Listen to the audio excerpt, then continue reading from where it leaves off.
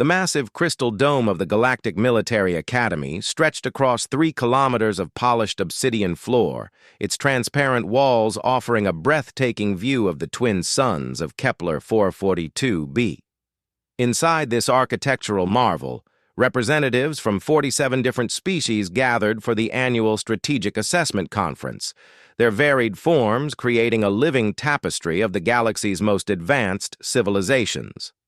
Admiral Zekthar of the Vraxian Empire adjusted his ceremonial armor plates, the bioluminescent patterns along his chitinous exoskeleton pulsing with nervous energy. As the Academy's chief combat analyst, he had overseen thousands of military assessments, but today's presentation carried unusual weight. The Galactic Council had specifically requested a comprehensive review of all member species' military capabilities, ostensibly for mutual defense coordination, though everyone suspected it had more to do with the recent discovery of aggressive entities beyond the galactic rim. "Attention, delegates!" Zekthar's voice resonated through the dome's acoustic enhancers, causing the assembled crowd to settle into their respective seating arrangements. The ethereal collective floated in their crystalline suspension fields, while the robust Taurian Confederation occupied reinforced stone benches. Each species had found their place in the grand amphitheater according to their physiological needs. Today we review the combat effectiveness ratings for all registered military forces within our alliance, he continued, activating the holographic display system. A 3-dimensional star map materialized in the center of the dome, individual systems pulsing with color-coded indicators. These assessments will guide our strategic planning for the next solar cycle. Commander Veltar, a sleek Aquarian with translucent blue skin, raised one of her 4 arms. "Admiral, before we begin, I believe many here would benefit from understanding your methodology. How exactly do you calculate these combat scores?" Zekthar's mandibles clicked in what might have been amusement. "An excellent question, Commander. Our scoring system evaluates multiple factors: technological sophistication, tactical adaptability, physical capabilities, psychological resilience, and operational effectiveness in various combat scenarios. The scale runs from 1 to 10,000, with most civilized species scoring between 200 and 800. A murmur rippled through the assembly. The scoring system had been in use for over 3 centuries, refined through countless conflicts and peacekeeping operations. It had proven remarkably accurate in predicting military outcomes. "Let us begin with established powers," Zekthar announced, manipulating the holographic controls. "The Kethmaran Star Empire, with their advanced plasma weaponry and cybernetic enhancement programs, maintains a combat score of 743. The reptilian Kethmarans, seated in the dome's heated section, hissed their approval. Their species had dominated 3 star systems through superior firepower and tactical precision. The crystalline hegemony scores 691, reflecting their exceptional defensive capabilities and energy manipulation technologies. One by one, the established military powers received their ratings. The Vraxian Empire itself scored an impressive 812, largely due to their species' natural armored exoskeletons and hive mind tactical coordination. The mighty Taurian Confederation, despite their individual physical prowess, scored 768 due to their preference for direct confrontation over subtle strategy. As the presentation continued, representatives nodded or grumbled according to their satisfaction with their ratings. The scores aligned with general expectations, confirming what most already knew about the galaxy's military hierarchy. "Now," Zekthar said, pausing dramatically, "we come to some of our newer alliance members, species that have recently achieved interstellar capability and joined our collective defense framework." The hologram shifted to highlight smaller, more isolated systems on the galactic rim. The Zalathi Protectorate, despite their recent technological advances, scores 412. Their biomechanical integration shows promise, but lacks field testing. The Nexaran Republic earns 387 points. Their atmospheric combat specialists excel in their home environment but show limited adaptability. A few more minor powers received their assessments, most falling within the expected range for developing civilizations. Then the hologram focused on a small, unremarkable yellow star system near the outer rim. The Terran Federation, Zekthar announced, representing the human species from the Sol system. Ambassador Sarah Chen, the sole human representative present, straightened in her chair. She had been quietly taking notes throughout the session, her dark eyes alert, but revealing nothing of her thoughts. Unlike many delegates who wore elaborate ceremonial garments or displayed their species' natural biological features, she appeared almost mundane in her simple black uniform. Humans, Zekthar continued, consulting his datapad, have been part of our alliance for exactly 14 standard months. They possess nuclear technology, basic spaceflight capabilities, and have demonstrated rudimentary military organization. Based on preliminary assessments of their equipment and tactics, their overall civilization scores 351 points. Several delegates turned to examine the human ambassador with polite curiosity. Humans were relatively new to the galactic community, having made first contact with a Vraxian exploration fleet barely 2 years earlier. Their technology lagged significantly behind established powers, and their military forces seemed to rely heavily on kinetic weapons and chemical explosives rather than energy-based systems. Ambassador Chen made no visible reaction to the score, though she continued writing in her notebook with precise, economical movements. However, Zekthar said, his tone shifting slightly, the Terran Federation has specifically requested that we also evaluate the combat effectiveness of their individual military units, rather than just their overall technological capabilities. This request had struck many as unusual. Most species were assessed based on their collective military might, technological advancement, and strategic capabilities. Individual unit effectiveness rarely varied significantly from species-wide averages. They have provided detailed specifications for their primary ground combat forces, which they designate as Marines. These are apparently elite infantry units specializing in rapid deployment and multi-environment operations. Commander Veltar's gills fluttered with interest. I assume you've calculated scores for these individual units as well? Indeed, Zekthar replied, though something in his posture suggested uncertainty. We applied our standard individual combatant assessment protocols, evaluating factors such as physical capabilities, equipment effectiveness, training standards, and operational doctrine. The Admiral's bioluminescent patterns had shifted to a more subdued blue, indicating deep thought or mild confusion. Several experienced military delegates recognized this telltale sign immediately. Perhaps you could share those individual scores with us, suggested General Karthek of the Taurian Confederation, his massive frame leaning forward with interest. The Taurians took particular pride in their individual warrior capabilities and were always curious about other species' combat prowess. Zekthar's compound eyes scanned the assembly, noting the expectant faces turned toward him. Representatives from species known for their individual martial prowess, including the Taurians, the predatory Nexarans, and even the cybernetically enhanced Kethmarans, waited with obvious curiosity.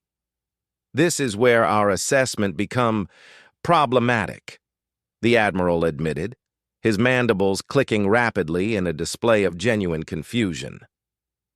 Our evaluation protocols have been refined over centuries of warfare and peacekeeping operations. They have successfully predicted combat outcomes across thousands of engagements involving dozens of species. And, pressed General Karthek, his deep voice rumbling through the dome's acoustics, according to our analysis, a single human Marine receives a combat effectiveness score of 9,738. The dome fell into absolute silence. The number hung in the air like a physical presence, defying immediate comprehension. Representatives turned to one another, certain they had misheard. The ethereal collective's crystalline forms flickered with rapid color changes, indicating extreme surprise. Even the usually stoic Vraxian delegation's bioluminescent displays began cycling through confused patterns. Commander Veltar was the first to find her voice. "Admiral, I believe there may be an error in your calculations. Did you perhaps mean 973? "Negative," Zekthar replied, consulting his datapad again, as if hoping the numbers would change. 9,738. The assessment was run multiple times through different evaluation matrices. The result remained consistent. General Karthek's massive fist slammed into his stone bench, creating a resounding crack. "Impossible!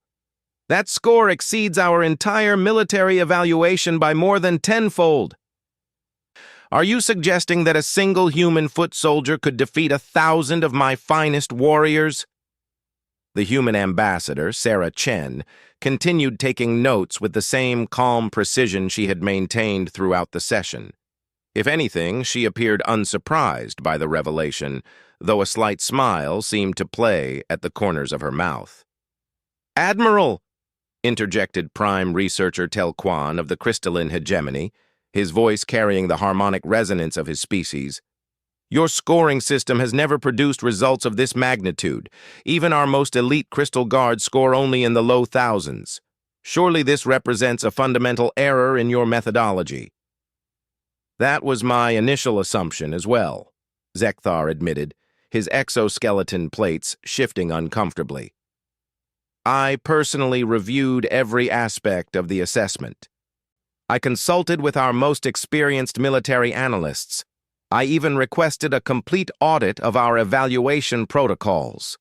And," prompted Commander Veltar, "every review confirmed the original assessment. According to every metric we use to evaluate combat effectiveness, a single human Marine represents a level of military capability that exceeds our current understanding." The murmuring in the dome grew louder as delegates began discussing this impossibility among themselves. The Nexaran delegation hissed in their clicking language, while the Taurians rumbled with skeptical displeasure. The ethereal collective's harmonious tones took on discordant notes of confusion. Ambassador Chen finally looked up from her notebook, her dark eyes surveying the agitated assembly with calm assessment. When she spoke, her voice carried clearly through the dome without need for amplification. "Admiral Zekthar, if I may, what specific aspects of our Marines' capabilities contributed most significantly to this evaluation?" The Admiral's compound eyes focused on the human delegate with something approaching relief. Finally, someone was asking productive questions rather than simply expressing disbelief. "Several factors proved unprecedented," he replied carefully. "First, your species' physical capabilities appear moderate by galactic standards, yet your Marines demonstrate endurance levels that exceed those of species specifically evolved for extended physical activity." "Go on," Chen said quietly. "Second, their psychological profiles indicate an unusual combination of individual initiative and unit cohesion. Most species tend toward either hive-mind coordination or individual excellence, but rarely both simultaneously." "And third?" Zekthar paused, his bioluminescent patterns flickering with uncertainty. "Third, and perhaps most significantly, human Marines appear to operate on tactical and strategic principles that our evaluation systems cannot properly categorize. They exhibit behaviors that simultaneously contradict and fulfill optimal combat doctrines." General Karthek snorted dismissively. "Meaningless jargon! I've seen human military broadcasts through our communication networks. Their soldiers use primitive kinetic weapons and chemical explosives. Their armor appears to be simple metal and ceramic composites. How could such basic equipment possibly generate such inflated scores? That question, Admiral Zekthar said slowly, led to the most disturbing aspect of our analysis. The dome's ambient lighting seemed to dim slightly as every delegate focused their attention on the Vraxian admiral. The twin suns outside the crystal walls cast long shadows across the assembly, adding an ominous quality to the moment. When we isolated equipment effectiveness from the overall assessment, human marine gear scored within expected parameters for their technological level, approximately 400 points, consistent with their civilization's overall rating. Then how? Began Commander Veltar. The remaining 9,338 points come from factors we've never before encountered in our evaluation protocols. Zekthar continued, his voice dropping to a more serious tone. Factors that our systems struggle to quantify but cannot ignore. Prime researcher Telquan's crystalline form pulsed with rapid light patterns, indicating intense curiosity. What manner of factors could possibly generate such unprecedented scores? Human Marines appear to possess capabilities that transcend traditional military metrics, the Admiral explained, accessing a new section of his presentation.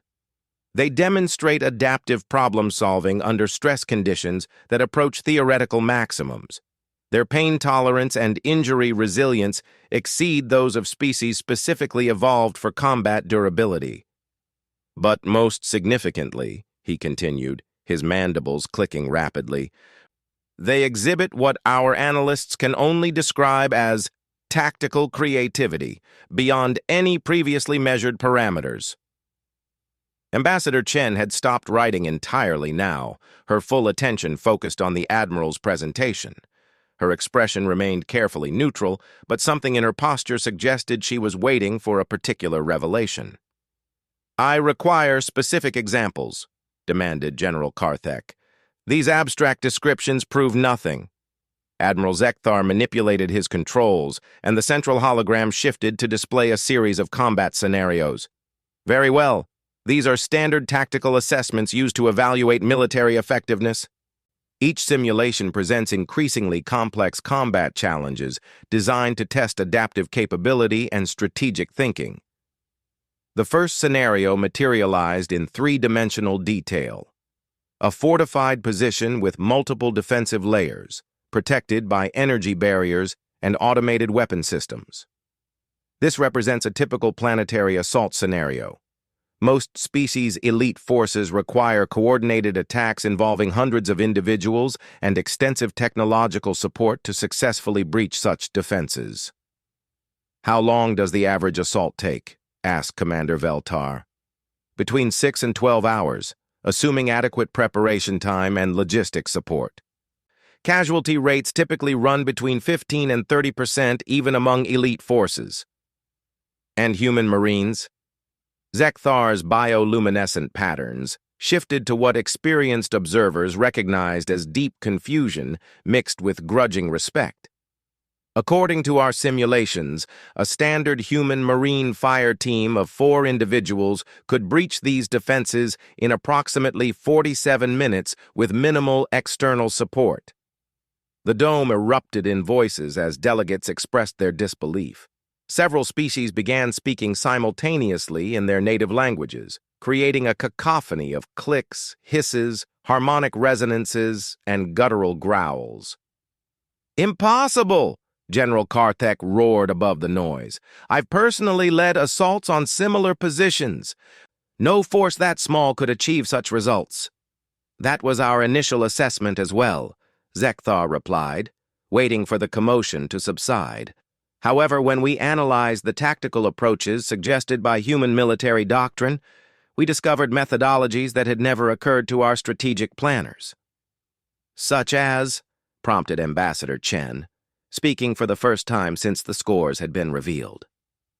Human Marines apparently approach combat scenarios with assumptions that contradict established military theory, where conventional doctrine emphasizes overwhelming force or technological superiority. Human tactics focus on exploiting environmental factors, psychological warfare, and what they term asymmetric engagement principles. The Admiral activated another simulation, this one showing a dense urban environment with multiple civilian populations and mixed threats. This scenario represents peacekeeping operations in a hostile urban environment. Standard protocol involves sector-by-sector clearance with heavy support units. Duration? Asked Prime Researcher Telquan. Typically 14 to 21 days for complete pacification, requiring battalion-strength forces with air support and armor units. And humans? A single Marine squad could apparently achieve the same objectives in 72 hours with no external support beyond basic resupply. The silence that followed this statement was even more profound than before. Several delegates appeared to be running calculations through their personal data devices, attempting to reconcile these claims with their understanding of military logistics. Ambassador Chen finally spoke, her voice cutting through the stunned quiet.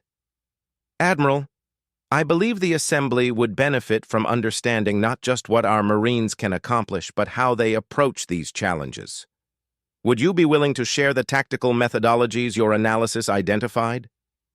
Zekthar's compound eyes fixed on the human delegate with something approaching apprehension.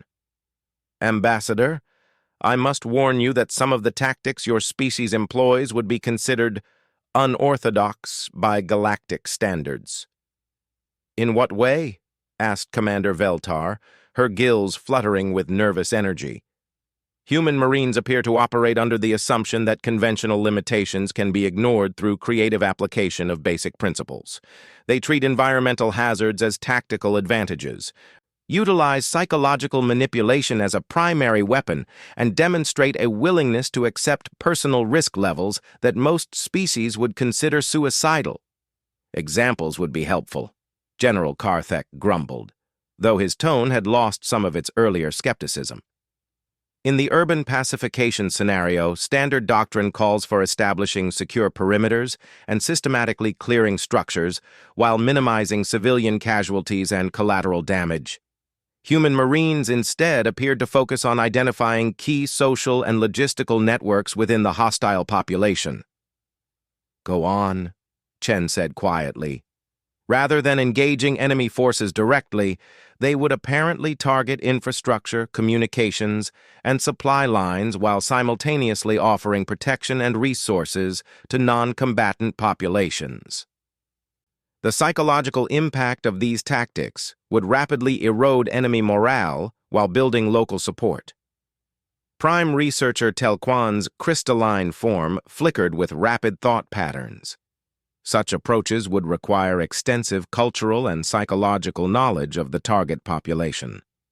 Indeed, Zekthar agreed, which brings us to perhaps the most unusual aspect of human military doctrine, their emphasis on pre-mission intelligence gathering and cultural adaptation. Human Marines apparently spend significant time studying not just enemy capabilities, but enemy psychology, social structures, and cultural motivations. Most species focus on technological and tactical preparation, Commander Veltar observed. Psychological warfare is typically considered a specialized discipline. For humans, psychological warfare appears to be integrated into all levels of tactical planning, the Admiral explained. They approach every engagement as both a physical and mental challenge, seeking to defeat enemy will as much as enemy capability. Ambassador Chen had begun writing again, her pen moving with quick, efficient strokes across her notebook. When she looked up, her expression carried a hint of something that might have been pride. Admiral, you mentioned that our Marines demonstrate unusual pain tolerance and injury resilience. Could you elaborate on those findings? Zekthar's bioluminescent patterns shifted to deeper blue tones, indicating serious concern. Ambassador, this aspect of our analysis proved troubling to many of our medical consultants. How so? Human Marines appear capable of continuing combat operations despite injuries that would incapacitate members of most other species. More significantly, They seem to draw motivation from adversity, rather than being diminished by it. The dome fell quiet again as delegates considered the implications of this statement. Most species' military effectiveness declined predictably under stress, injury, and adverse conditions. The idea of warriors who became more effective under pressure challenged fundamental assumptions about biological limitations. Our combat simulations consistently showed human performance improving as scenarios became more desperate, Zekthar continued. Where other species reach breaking points beyond which further resistance becomes impossible, humans appear to access reserves of capability that our models cannot account for. "What do you mean by reserves of capability?" asked General Karthek, his massive frame leaning forward with genuine interest now.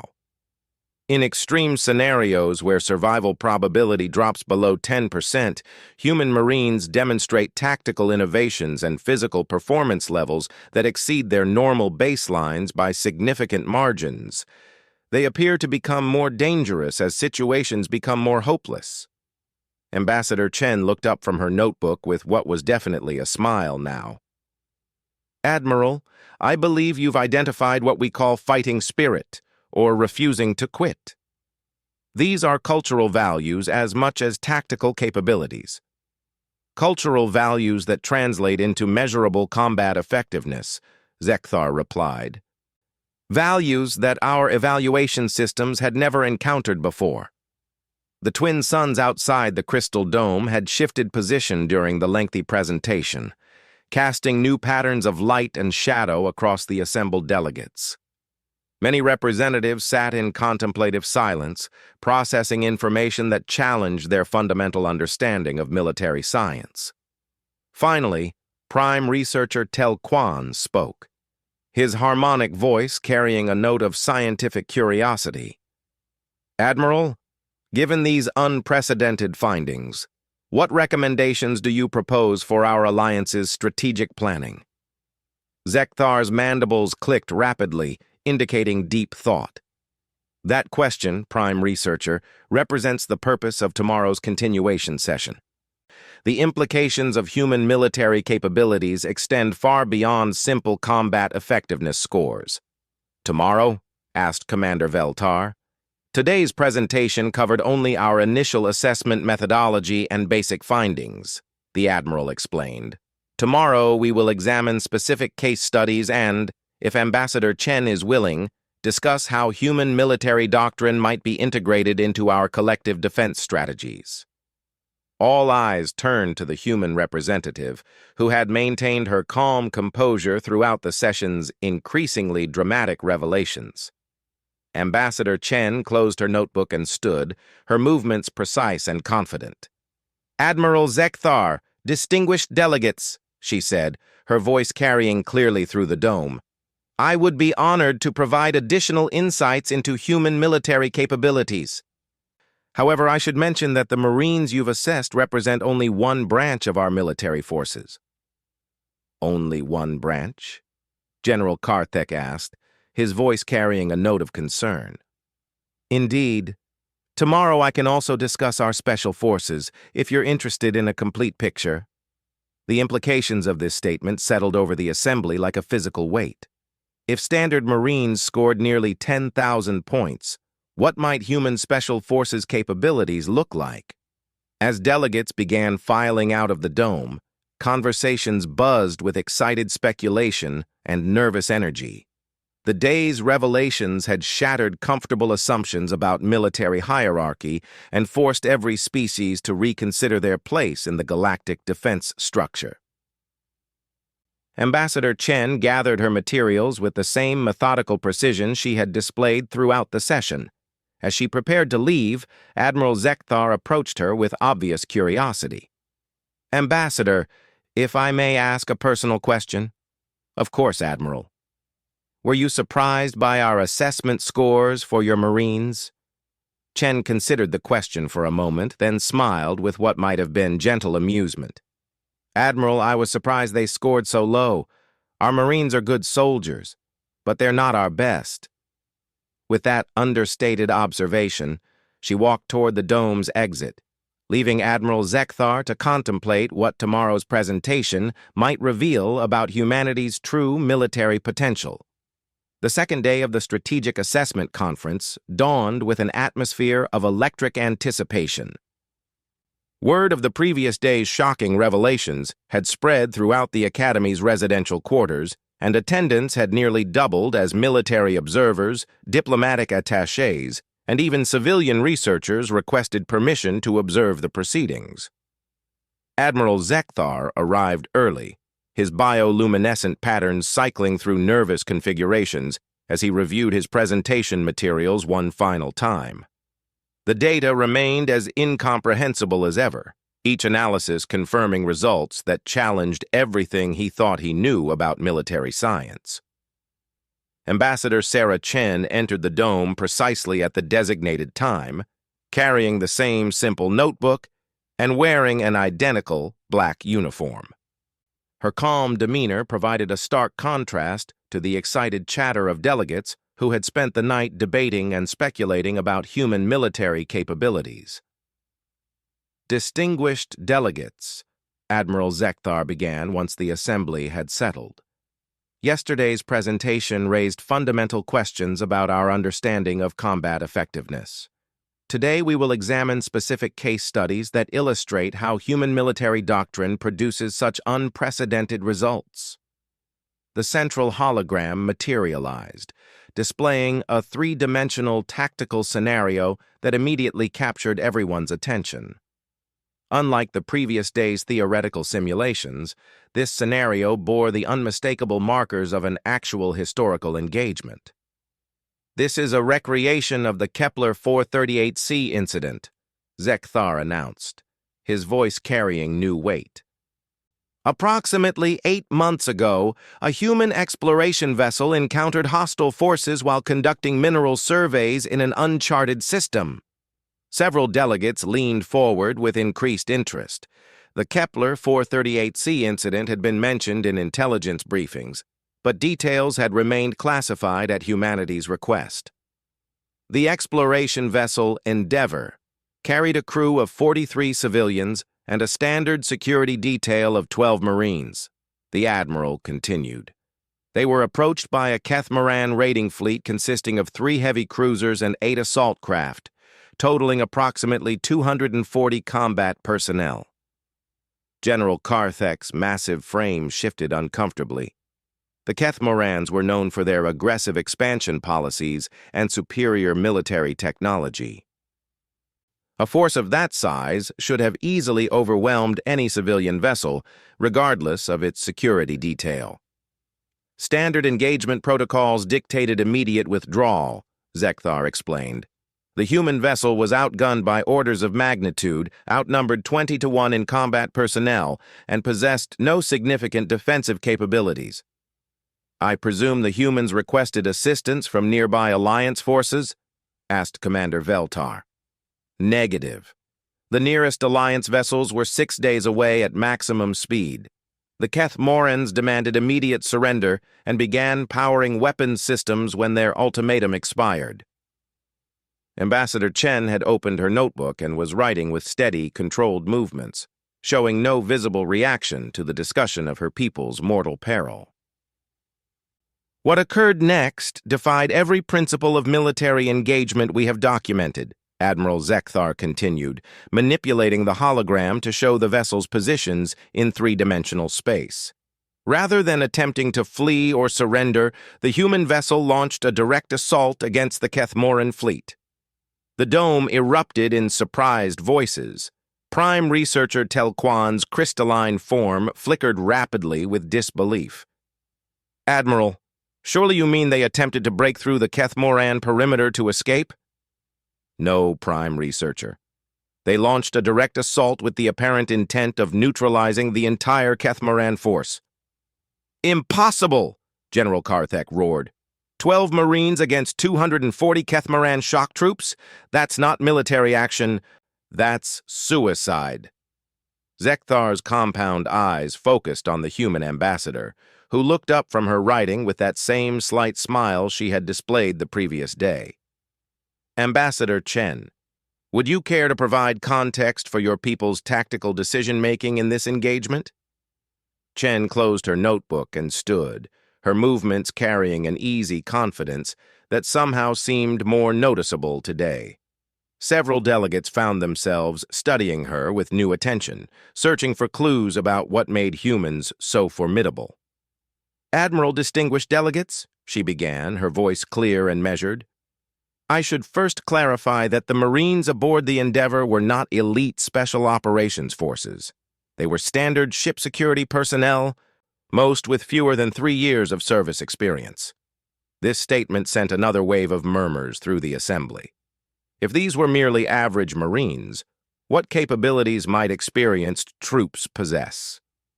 "Our tactical doctrine in such situations emphasizes several key principles," Chen continued. "First, we assess enemy capabilities and motivations, rather than simply counting numbers and firepower.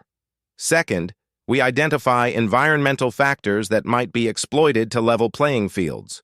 Third, we look for ways to turn enemy advantages into vulnerabilities." "Theoretical principles are one matter," General Karthek grumbled. "Practical application against superior forces is entirely different." "Indeed," Chen agreed. "Which is why our Marines spent the first 6 minutes of the engagement conducting reconnaissance and intelligence gathering rather than immediately opening fire." Admiral Zekthar activated new sections of the holographic display, showing detailed sensor readings and communication intercepts from the battle. The humans used passive sensors to map Kethmoran ship configurations, identify command structures, and analyze tactical formations. Simultaneously, they intercepted enemy communications to assess leadership personalities and unit cohesion. 6 minutes seems insufficient for meaningful intelligence analysis, observed Prime Researcher Telquan. "Under normal circumstances, yes," Chen replied. "However, our Marines train extensively in rapid threat assessment and adaptive planning. They also had several advantages the Kethmorans didn't expect." "Such as," prompted Commander Veltar. "The Kethmorans assumed they were facing a typical exploration vessel with minimal combat capability," Chen explained. "They approached in standard intimidation formations designed to maximize psychological impact rather than tactical effectiveness. They also underestimated human technological adaptability." Admiral Zekthar manipulated the display to show the opening moments of actual combat. The human assault began with what appeared to be a desperate ramming attack. The Endeavour accelerated directly toward the largest Kethmoran cruiser while broadcasting surrender messages. "A deception?" asked General Karthek, his tone suggesting grudging interest. "Partially. The humans were indeed broadcasting surrender messages, but in Kethmoran military code rather than standard diplomatic protocols. The messages contained detailed intelligence about Alliance fleet movements and defensive positions." Several delegates turned to stare at Ambassador Chen with alarm. Commander Veltar's gills fluttered nervously. "Ambassador, are you saying your people compromised Alliance security to escape this engagement?" Chen's smile widened slightly. "Not at all, Commander. The intelligence was entirely fabricated, but it was crafted to be so valuable that Kethmoran commanders would order their ships to close formation to protect the communication link while the data transferred." Understanding dawned across the assembly like a wave. The humans had used fake intelligence as bait to manipulate enemy positioning. The Kethmoran fleet moved into tight defensive formation around their command cruiser to ensure communication security, Admiral Zekthar confirmed, the hologram showing the enemy vessels clustering together. This eliminated their numerical advantage and created the tactical situation the humans had planned for. "At which point," Chen continued, "our Marines launched their actual assault plan. The holographic display shifted to show the human vessel's sudden course change, avoiding collision with the Kethmoran command ship by mere kilometers before launching a spread of what appeared to be escape pods toward the clustered enemy fleet." "Your people evacuated their ship?" asked Prime Researcher Tel Quan, his harmonic voice carrying confusion. No, Chen replied. Those weren't escape pods. The hologram zoomed in to reveal that each pod contained a single Marine in full combat armor, along with equipment packages that defied immediate identification. Human Marines apparently planned for boarding actions against superior forces, Admiral Zekthar explained, his mandibles clicking rapidly. Each pod was equipped with stealth coating, maneuvering thrusters, and what humans term entry equipment. 12 Marines attempted to board 3 heavy cruisers simultaneously? General Karthek's voice carried a note of disbelief mixed with something that might have been respect. Not exactly, Chen said. 4 Marines targeted the command cruiser, 2 focused on each of the secondary vessels, and 4 Marines aimed for the fighter screen.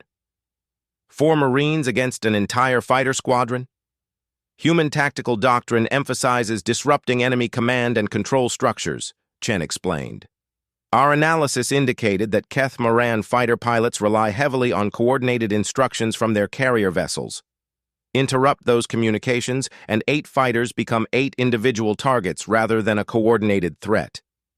The hologram showed the boarding pods reaching their targets with impossible precision, each Marine team breaching enemy hulls at carefully selected locations that the Academy's combat analysts had initially dismissed as suicidal. The entry points were chosen based on Keth Moran ship design vulnerabilities identified during the reconnaissance phase, Admiral Zekthar explained.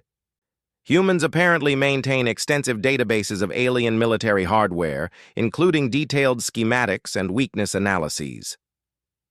How could they possibly possess such information? Demanded Commander Veltar. Keth Moran military designs are highly classified. Chen's expression remained carefully neutral. Humans are naturally curious about engineering and technology. We tend to study things that interest us, sometimes without regard for whether that information is supposed to be secret. The implications of this casual admission settled over the assembly with uncomfortable weight. If humans routinely collected classified military intelligence as a matter of intellectual curiosity, what other secrets might they possess? Once aboard enemy vessels, human Marines demonstrated combat capabilities that exceeded all tactical projections. Admiral Zekthar continued, the hologram shifting to show simplified deck plans with movement indicators. Rather than attempting to fight their way to critical systems, they employed what can only be described as psychological warfare. In what manner? Asked Prime Researcher Tel Quan. The Marine teams began broadcasting audio and visual recordings throughout the Keth Moran ships, the Admiral explained. The recordings appeared to be intercepted communications between Keth Moran commanders discussing plans to abandon their crews and surrender valuable intelligence to Alliance forces. General Karthek's massive fist slammed into his bench again. More deception. Yes, but deception calibrated to exploit specific Keth Moran cultural vulnerabilities, Chen observed. Our cultural analysis indicated that Keth Moran military hierarchy depends on absolute loyalty between commanders and subordinates. Suggestions of betrayal would create immediate suspicion and undermine unit cohesion. Within 17 minutes, Keth Moran crews were questioning their officers' orders and demanding verification of mission parameters, Admiral Zekthar confirmed. Internal discipline began breaking down as different crew members received conflicting information about their commander's loyalty. The holographic display showed enemy ship formations beginning to spread apart as individual commanders started acting independently, each suspecting the others of treachery. Simultaneously, the Admiral continued, human Marines began targeting specific systems aboard each vessel, but not the systems our tactical analysts expected. They didn't attack weapons or propulsion? Asked Commander Veltar. No, they focused on environmental controls, internal communications, and food processing systems. This statement provoked another wave of surprised conversation among the delegates. Attacking life support systems was generally considered a war crime under Galactic Convention, while targeting food processing seemed utterly pointless in a short-term engagement. Ambassador Chen, Could you explain this targeting strategy? Admiral Zekthar requested. Certainly. Our Marines weren't trying to kill enemy crews or disable their ships permanently, Chen replied. They were creating conditions that would force enemy personnel to focus on immediate survival rather than combat operations. By manipulating environmental controls, they created localized atmospheric pressure changes that made breathing difficult without being lethal. By disrupting internal communications, they prevented crews from coordinating responses to these problems. By contaminating food processing systems with harmless but foul-smelling compounds, they created additional psychological stress.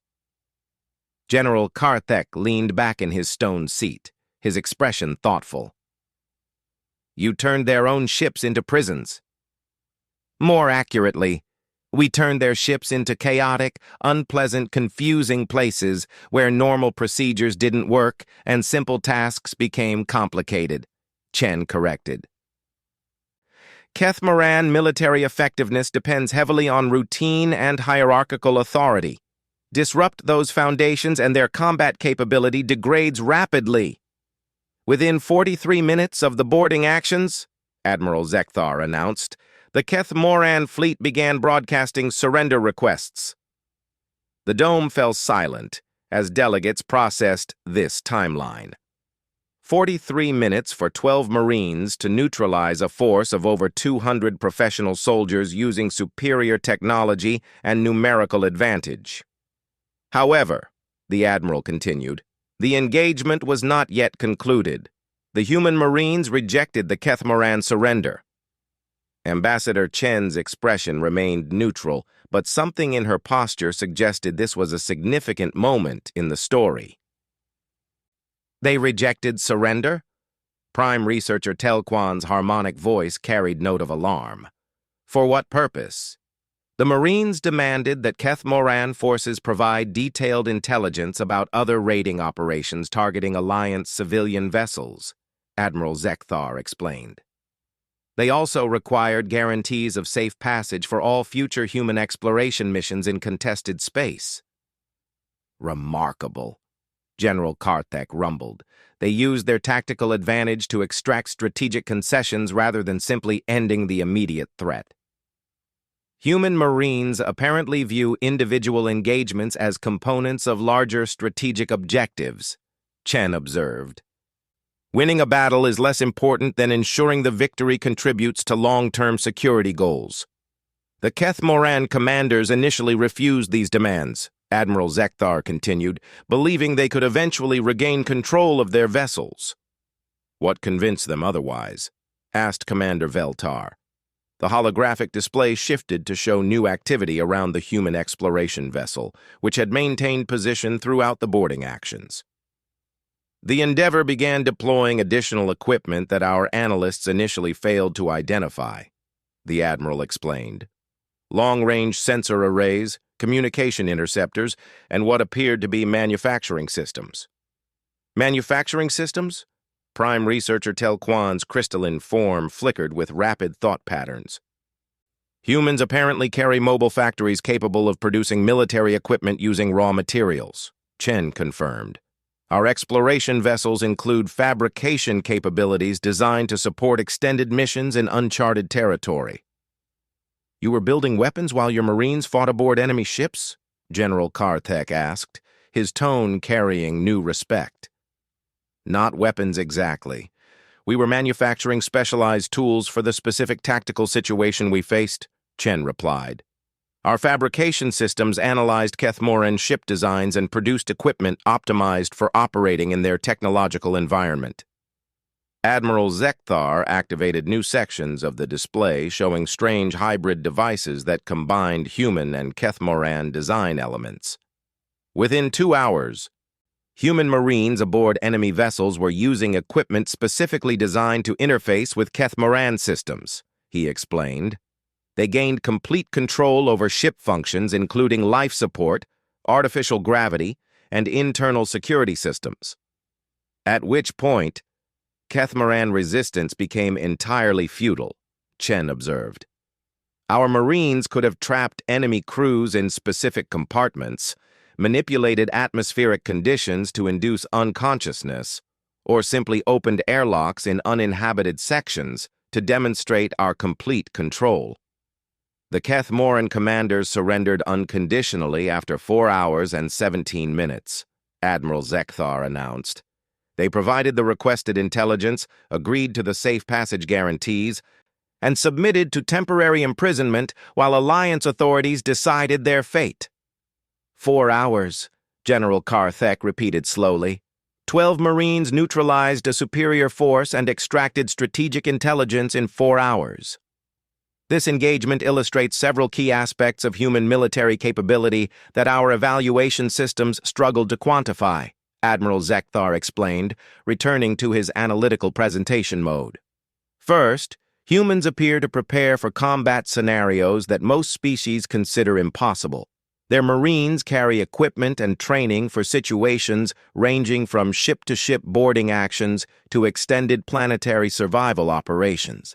Second, they integrate technological adaptation into real-time combat planning. Rather than relying solely on pre-manufactured equipment, they create specialized tools and weapons during engagements. Third, they treat psychological warfare as a primary combat discipline rather than a supporting element.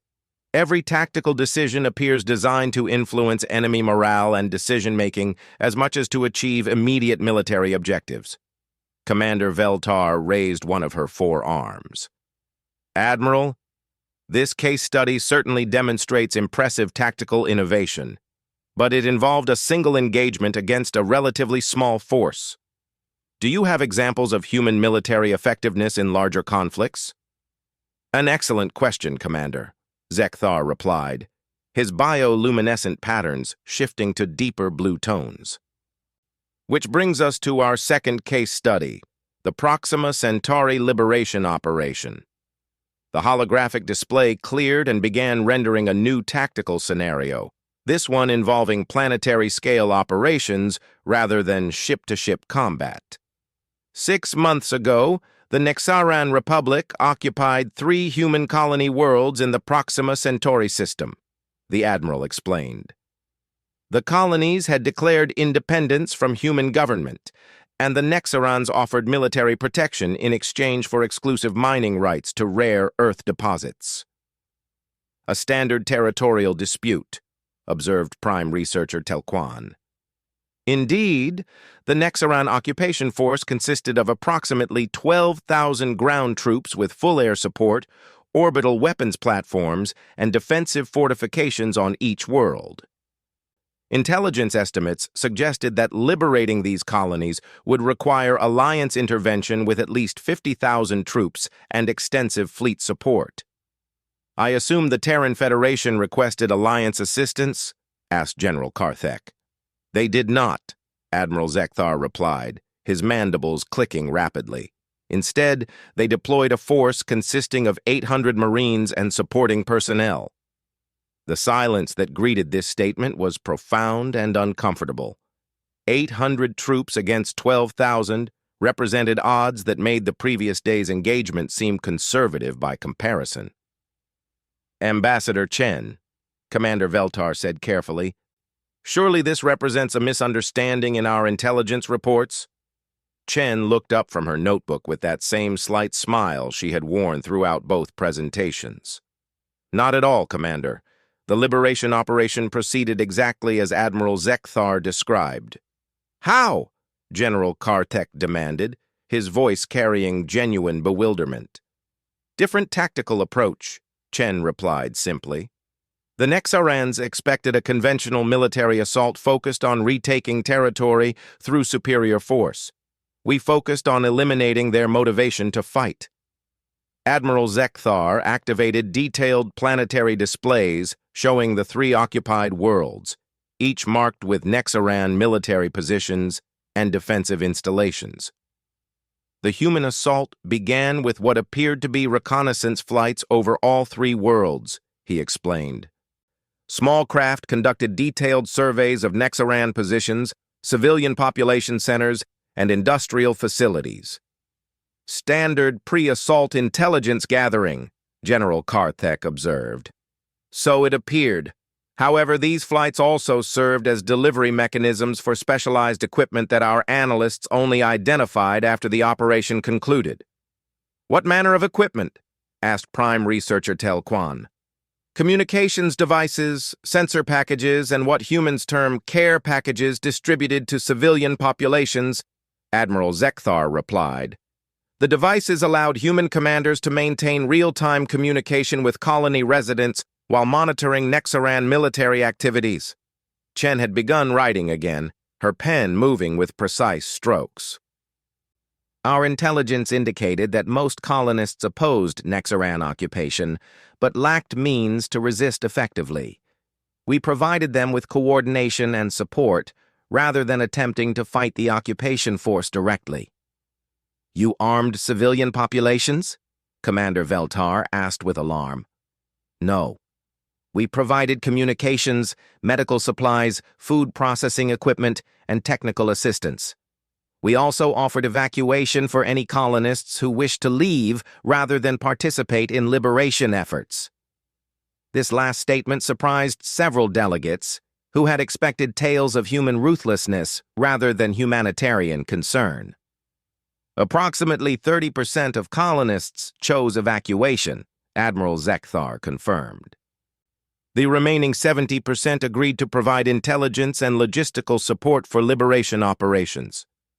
With civilian support networks established, human Marines began infiltrating planetary surfaces using methods that exceeded our tracking capabilities, he continued.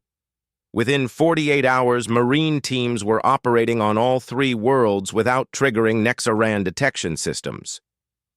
"How is such infiltration possible?" General Karthek demanded. "Nexaran sensor technology rivals our own. They should have detected any approaching vessels." Chen looked up from her writing. "General, our Marines didn't use vessels for planetary insertion. They used drop pods deployed from ships positioned at the edge of each star system." "The edge of the system?" Commander Veltar's gills fluttered with disbelief. "That's millions of kilometers from the target worlds. Human Marines train for high-altitude, long-duration insertions," Chen explained.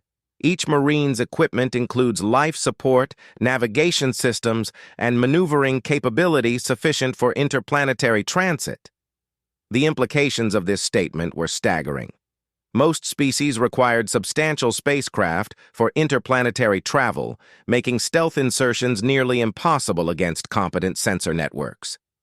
"Furthermore," Admiral Zekthar added, "human drop pods incorporate stealth technology that renders them virtually undetectable during atmospheric entry. They mimic natural meteorite signatures until the final moments before impact." Once planetside, Marine teams established what they term operational networks with civilian populations, he continued. These networks provided intelligence, safe houses, supply caches, and communication relays throughout Nexaran-controlled territory. Within 1 week, human Marines had detailed intelligence on every Nexaran position, knew the personal schedules and psychological profiles of enemy commanders, and had identified critical vulnerabilities in occupation logistics. Prime Researcher Tel Quan's harmonic voice carried thoughtful notes. "This suggests extensive preparation and cultural analysis preceding the operation." "Indeed," Chen confirmed. "Humans typically spend months analyzing target environments before committing forces. We study enemy psychology, local politics, economic systems, and social structures as thoroughly as we study military capabilities." The actual liberation operations began simultaneously on all 3 worlds, Admiral Zekthar continued, activating time-synchronized displays of planetary activities. However, human Marines did not attack Nexaran military positions directly. "Then what did they attack?" asked General Karthek. "They attacked Nexaran confidence in their mission's success and their commander's competence," Chen replied. "Our operations focused on creating doubt, confusion, and frustration rather than inflicting casualties. The holographic displays showed a series of seemingly minor incidents occurring across all 3 worlds, communication disruptions, supply convoy delays, equipment malfunctions, and administrative confusion. Human Marines began interfering with routine Nexaran activities in ways that appeared to be coincidental mishaps, Admiral Zekthar explained. Food shipments arrived spoiled due to accidental refrigeration failures. Communication systems experienced random static interference during important briefings. Transport vehicles broke down due to maintenance oversights. Each incident by itself appeared to be bad luck or simple incompetence, he continued. However, the cumulative effect created an atmosphere of systemic unreliability that undermined Nexaran morale and operational effectiveness. Simultaneously, civilian populations began experiencing marked improvements in their daily lives, Chen added. Communication systems worked better than ever. Food quality improved dramatically. Medical problems that had persisted for months suddenly resolved. Infrastructure repairs that Nexaran engineers couldn't complete were mysteriously finished overnight. General Karthek's expression showed grudging admiration. You turned occupation duties into an exercise in public humiliation. We demonstrated that the occupation force was incompetent to provide basic services while highlighting how much better conditions became when those same services were managed properly, Chen confirmed. Nexaran troops began questioning whether their commanders were capable of achieving mission objectives. After 3 weeks of systematic undermining, Admiral Zekthar announced, Nexaran ground forces began requesting reinforcements to deal with what they perceived as equipment failures and command incompetence. How did Nexaran leadership respond? Asked Commander Veltar. They sent investigation teams to determine what was causing operational problems, the Admiral replied. These teams discovered evidence of sabotage, but could not identify the perpetrators or methods being used. Because human Marines were operating with complete civilian support and using locally manufactured equipment that left no traceable signatures, Chen explained. Every sabotage device was built using materials and techniques that could have been employed by any technically competent colonist. The investigation teams recommended either massive reinforcement of occupation forces or complete withdrawal from the contested systems, Admiral Zekthar continued. Nexaran High Command chose reinforcement, deploying an additional 8,000 troops to the 3 worlds. 20,000 troops against 800 Marines. Prime Researcher Telquan's crystalline form flickered with rapid calculation patterns. At which point, human Marines shifted to the operational phase of their liberation plan, Chen said, her tone carrying subtle satisfaction. Admiral Zekthar activated new displays showing coordinated activities across all 3 worlds. The reinforcement troops arrived to discover that the original occupation forces had experienced what appeared to be massive desertions overnight. Desertions? General Karthek asked with surprise. Nexaran soldiers began leaving their posts in large numbers, claiming they had received orders for immediate evacuation, the Admiral explained. The orders appeared to be legitimate, carrying proper authorization codes and command signatures. But the orders were fabricated? Commander Veltar prompted. The orders were genuine, Chen corrected, causing surprised murmurs throughout the assembly. They were issued by actual Nexaran commanders using proper authorization protocols. How is that possible? Demanded General Karthek. Human Marines had spent 3 weeks studying Nexaran command procedures and had gained access to their communication systems, Chen explained.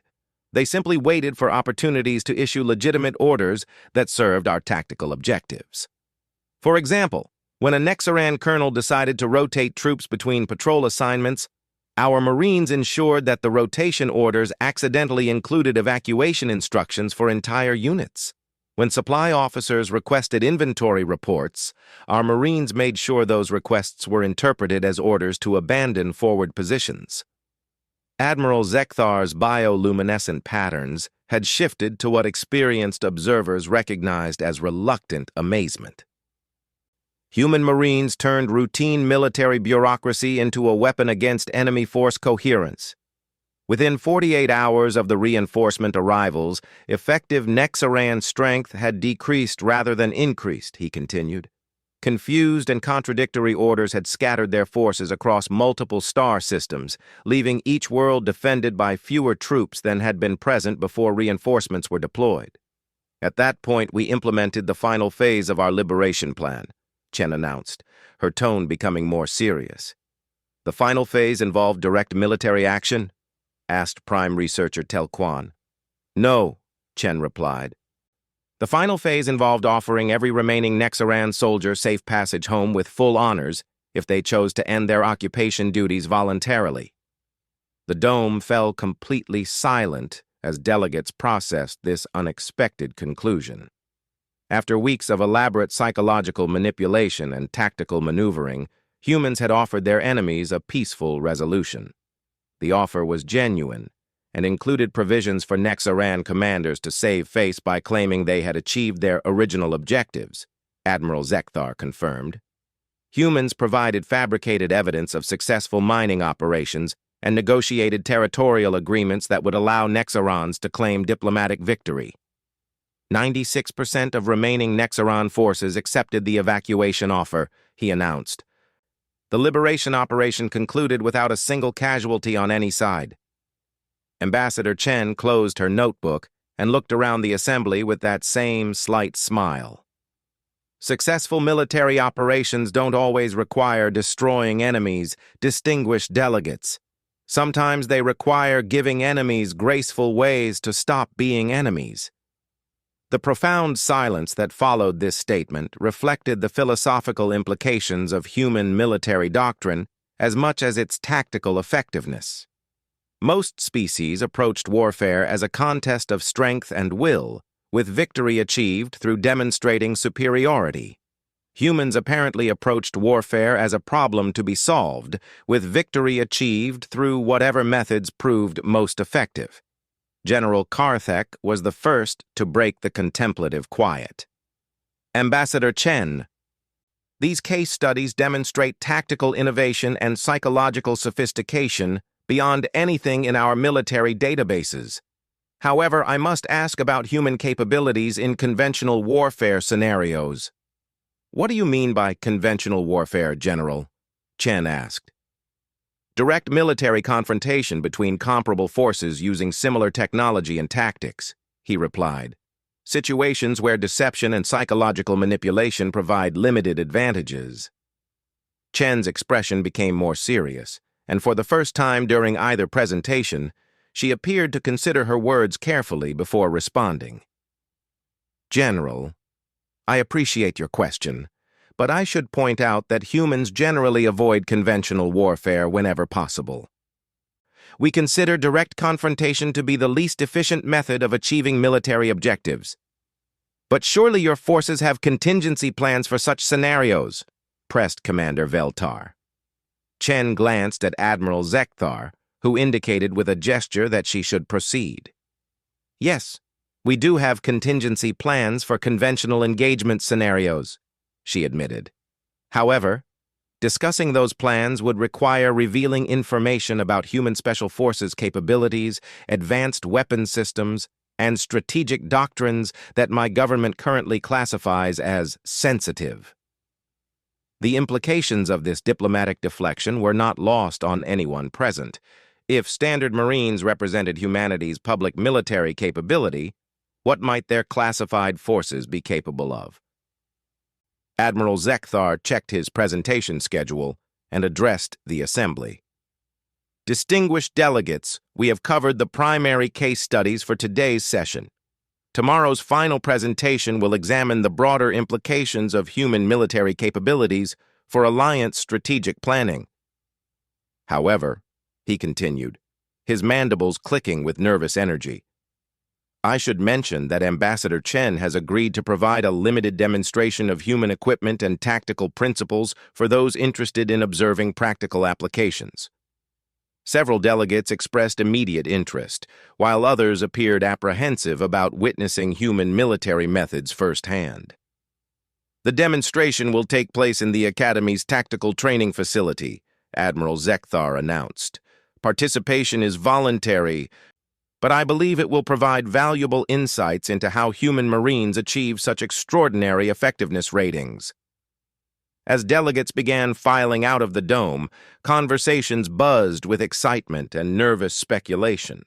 The past 2 days had challenged fundamental assumptions about military science and forced every species to reconsider their understanding of human capabilities. Ambassador Chen gathered her materials and prepared to leave, but Admiral Zekthar approached her with obvious curiosity. "Ambassador, if I may ask another personal question?" "Certainly, Admiral. During these presentations, you've described tactics and capabilities that seem to exceed rational limits. Are human Marines truly as formidable as our assessments suggest?" Chen considered the question for a moment, her expression thoughtful. "Admiral, you've analyzed 2 relatively minor engagements involving small Marine units conducting specialized operations. Tomorrow's demonstration will show you some basic training exercises that every Marine completes before deployment." She paused, then added with that same understated smile, "I think you'll find it educational." With that carefully neutral promise, she walked toward the dome's exit, leaving Admiral Zekthar to wonder what revelations tomorrow's practical demonstration might bring. The Academy's tactical training facility occupied a vast underground complex designed to simulate combat environments from across the galaxy. Massive holographic projectors could recreate everything from asteroid mining operations to dense jungle warfare, while environmental controls allowed for atmospheric conditions ranging from the methane storms of Titan to the crushing gravity of super-Earth worlds.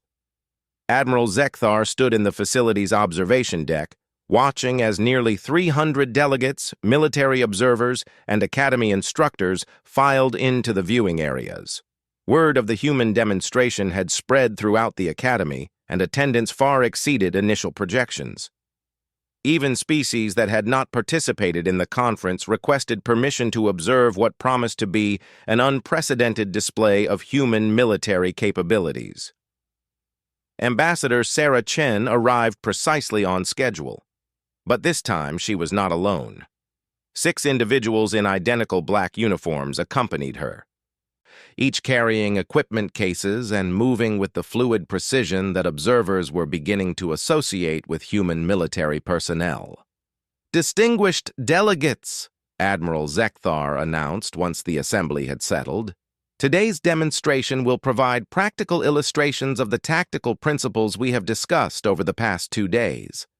Ambassador Chen and her colleagues will demonstrate human training exercises and equipment applications under controlled conditions."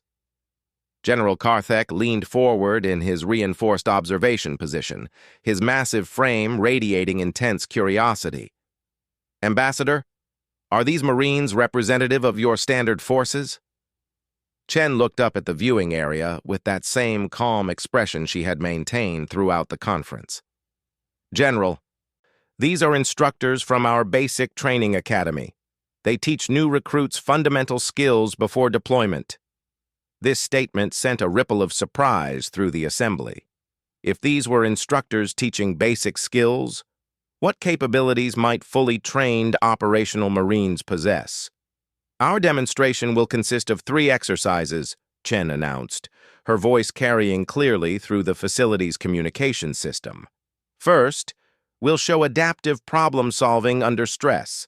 Second, equipment improvisation and tactical flexibility. Third, team coordination and psychological operations." She gestured to her companions, who had begun unpacking their equipment cases with methodical efficiency. "I should mention that these exercises represent standard qualification tests that every Marine must pass before graduating from basic training."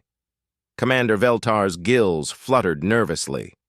"Basic training requirements?" "Indeed. Marines who cannot successfully complete these exercises are transferred to support roles or discharged from military service entirely." Admiral Zekthar activated the facility's holographic systems, and the training floor transformed into a detailed recreation of an industrial complex under siege. Smoke billowed from damaged structures while emergency lights cast shifting shadows across debris-filled corridors. The first exercise simulates a hostage rescue scenario, Chen explained as her team finished their equipment preparations. 6 civilians are being held by an unknown number of hostiles in a partially collapsed manufacturing facility. Standard protocols limit rescue teams to equipment that can be carried by individual operators. The scenario that materialized around the human instructors was brutally realistic.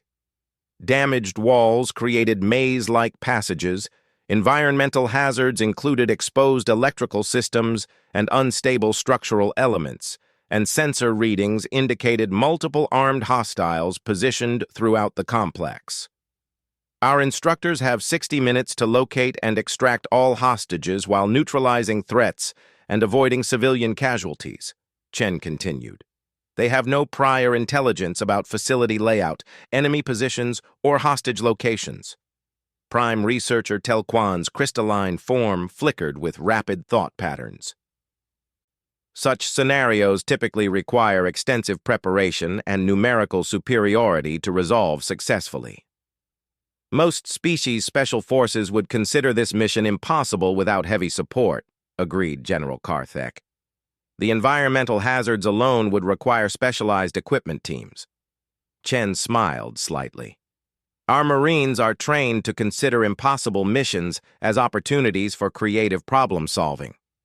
The human instructors had moved to the edge of the simulated facility and were conducting what appeared to be equipment checks. However, observers with enhanced vision noticed that their preparations included activities not typically associated with rescue operations. "Are they manufacturing something?" asked Commander Veltar, watching as one instructor assembled components from multiple equipment cases. "Standard procedure," Chen replied. "Marines carry modular equipment designed for field modification based on mission requirements. They're adapting their gear for the specific challenges presented by this scenario." Admiral Zekthar enhanced the display to show detailed views of human preparations. The instructors were indeed building custom equipment, combining basic components into specialized tools optimized for the current environment. "Remarkable," murmured Prime Researcher Tel Quan. "They're creating mission-specific solutions in real time." "Human Marines train extensively in adaptive engineering," Chen explained.